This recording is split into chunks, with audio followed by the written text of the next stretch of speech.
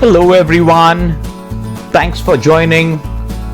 DC TechNet is your own channel, so do like, share and subscribe to the channel. So let's see what we have today.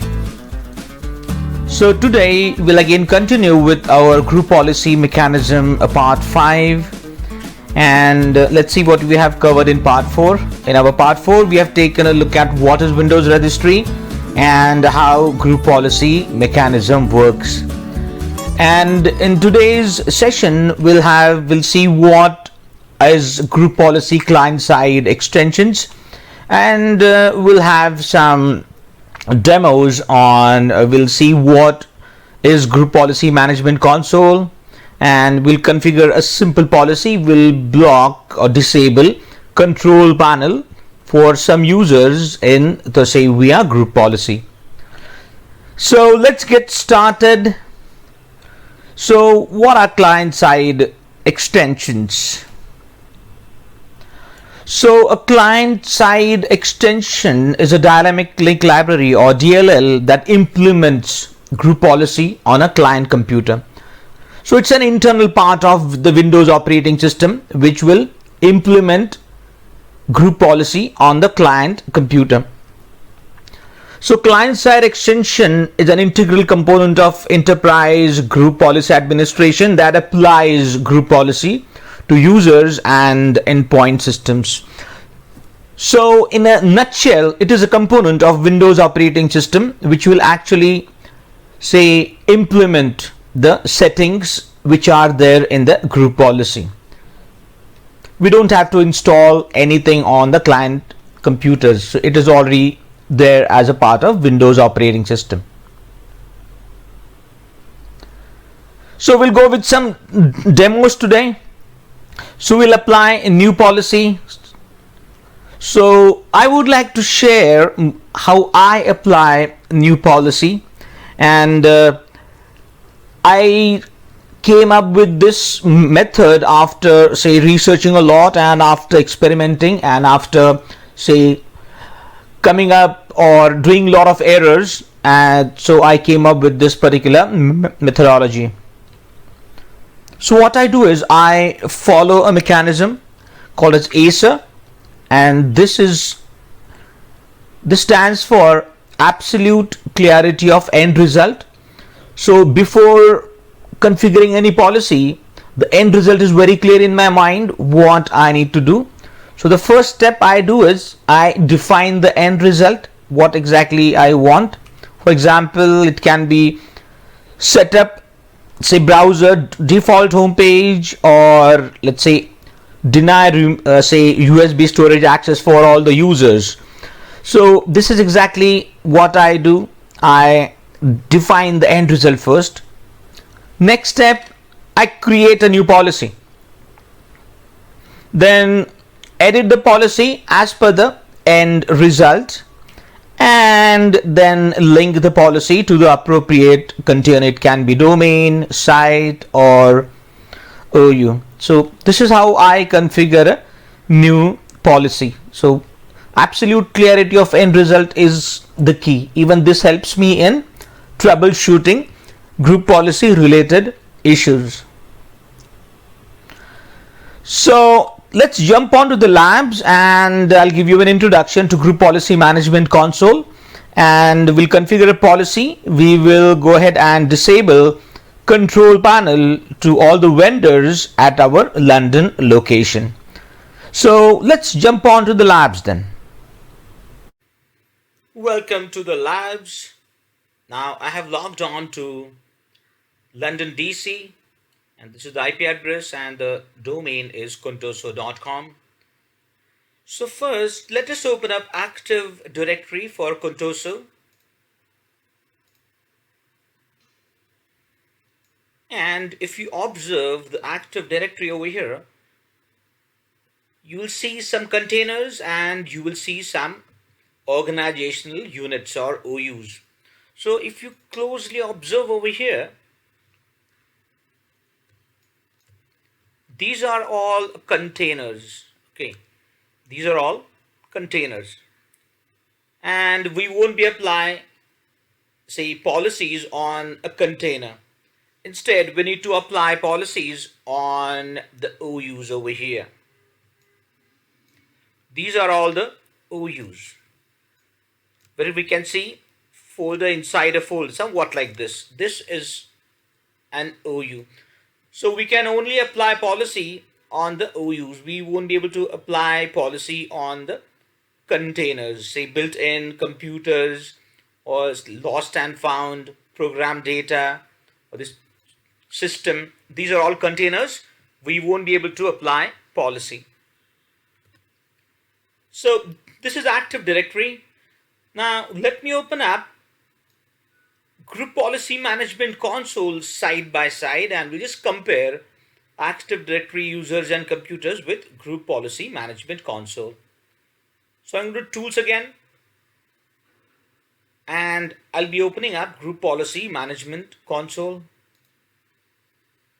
And here we go. So if you simply compare it, let's minimize Server Manager, and you won't see any container such as a built-in computers or program data system over here under Group Policy Management. The reason is we won't be able to apply, or we cannot link any policy to the container. We can link a policy to an OU, to a site, and to a domain. We have already seen it in our last video. So let us see what we have in this Group Policy Management Console. Let me minimize Active Directory.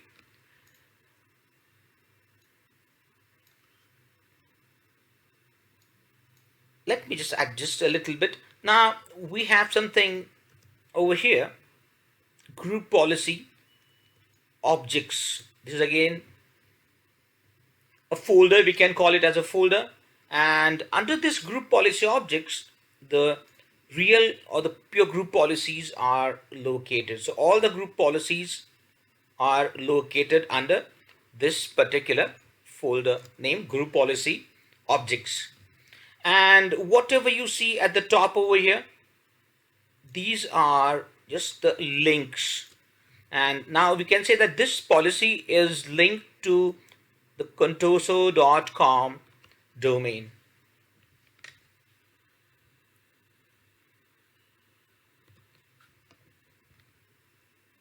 And we can see the entire Active Directory over here. We can say that it emulates Active Directory, but you won't be able to see users and computers like so over here. Let's say enterprise, let's say if I expand EMEA, let's say UK, London, users, say HR. So I won't be able to see these users over here under UK, London, users and HR. So I'll be able to only see the policies which are linked to this particular HR OU. So let us configure a policy now on the vendors. So we don't want our vendors to say access the control panel. So we'll configure a policy only for vendors. So these are our vendors. They are not our core employees. So they are just coming up from outside and we have given them the access. So we don't want them to access the control panel on their laptops or desktops and make some changes. So let us configure a policy for vendors which will disable control panel. So as we know, I'll be following the ACER methodology, absolute clarity of end result. So the end result is very clear in my mind. That is, say, blocking or disabling control panel for vendors in our London location. So let me create a group policy. So it is extremely easy. I'll simply right click on Group Policy Objects. I'll create a new policy. I'll give a name to this policy. Let's say disable control panel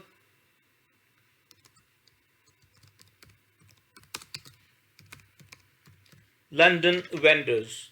So I'm just giving some name so the name can be So as per your organizational naming convention, now I have created the policy. Now this policy is blank, nothing is configured in this policy. So the end result is set. I've created a policy. Now I will be going ahead and editing this policy as per the end result. So here goes the policy. Disable control panel. I'll simply right click the policy and I'll edit the policy.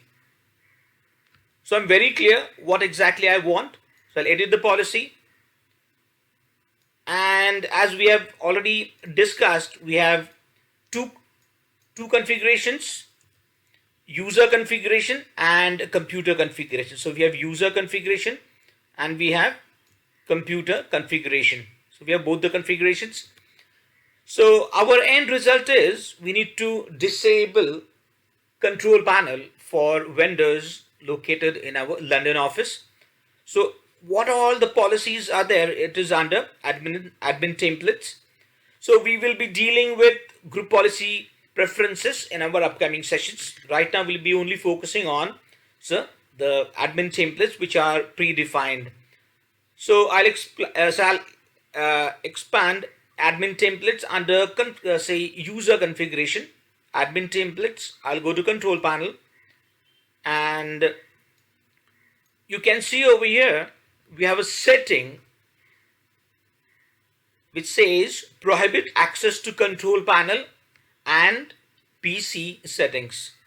So if I right click and edit this particular setting, now the best part of group policy is, number one, the help over here is very extensive. It will give you the detail, in detail, what this setting will do, number one. And number two, it will also give us on which operating system this policy will be, or this setting will be, say, supported. So there are some settings which are not supported on say Windows XP. Okay, so it is clearly mentioned over there Windows Vista and above. Now let us enable this particular setting which says prohibit access to control panel and PC settings. I'll simply click on apply and OK. Now if you see over here, you can see only this particular setting is enabled. And we have already discussed in our last session that there are three states of a setting in, say, group policy. If I did any setting, not configured, enabled and disabled, these are the three states, and by default any setting is not configured. So we have configured this policy, we have set up, so we have prohibited the access to control panel now. Now the last say action we need to take is we need to link this policy to the appropriate OU. So the appropriate OU would be, it's under EMEA, UK, London, users and vendors. So what we'll do, we'll link this policy, this policy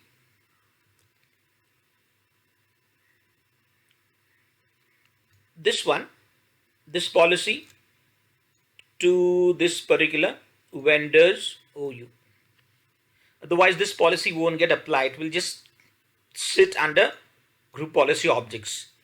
So what I'll do is I'll right click, link existing GPO, and it will show all the group policy objects which are there under group policy objects container, and I'll go for disable control panel London vendors. So just click OK, and the policy is linked now. Now the last option is to test if this policy is working or not.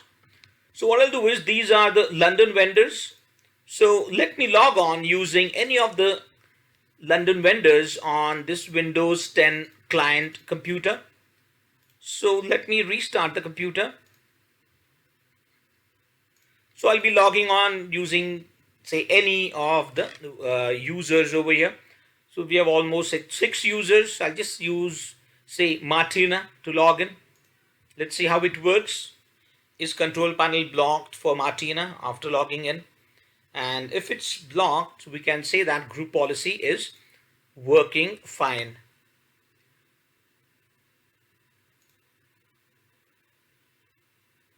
So let's see how it goes. It'll take some time.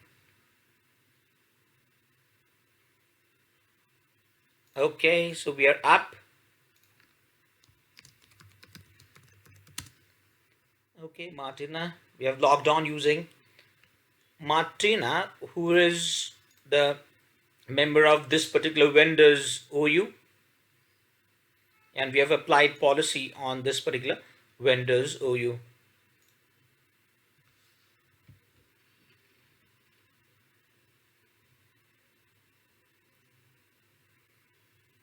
It's taking time. Let's see how it happens. And if it doesn't work, what we can do is we can also force group policies to be, say, on the client computer. So, okay, it worked perfectly fine. It came up. So let me open up control panel now. So I'll just click on start and type in control. Okay, so we have control panel app over here. Perfect. So this operation has been cancelled due to restrictions in effect on this computer. Please contact your systems administrator. So we were successfully able to, say, block control panel for users. So let's look at the summary what we have seen today. So we have seen what are group policy client side extensions, and we have seen some demos. So we have seen the group policy management console, and we have also configured a group policy, and we have disabled control panel for some users. So in our next session, we will go ahead and configure some common policies implemented in, say, most of the organizations. So thanks for joining today. Hope you have enjoyed the session and have a great day.